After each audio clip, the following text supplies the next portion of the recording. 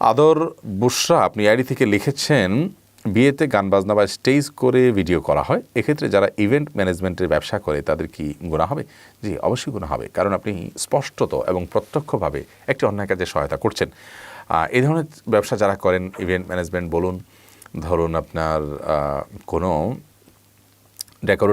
ডেকোরেশনের ব্যবসা করেন, এই ধরনের লোকদের জন্য আসলে একটু পরীক্ষার ব্যাপার হয়ে দাঁড়ায় এখানে এসে। অর্থাৎ একটা অন্যায় কাজ হবে আমি জানি, সেখানে আমি সাপোর্ট দেওয়া, আমার ইকুইপমেন্ট, আমার ইনস্ট্রুমেন্ট, আমার বিভিন্ন আসবাবপত্র সেখানে তাদেরকে দিয়ে, আমি জানি এটা দিয়ে তারা অন্যায় করবে, তো এটা প্রত্যক্ষ সহায়তা হয়, যার কারণে এটা জায়েজ নেই। এটা জানতে পারলে সেটাকে আপনি অ্যাভয়েড করার চেষ্টা আপনার থাকতে হবে, অ্যাভয়েড করতে হবে আপনাকে।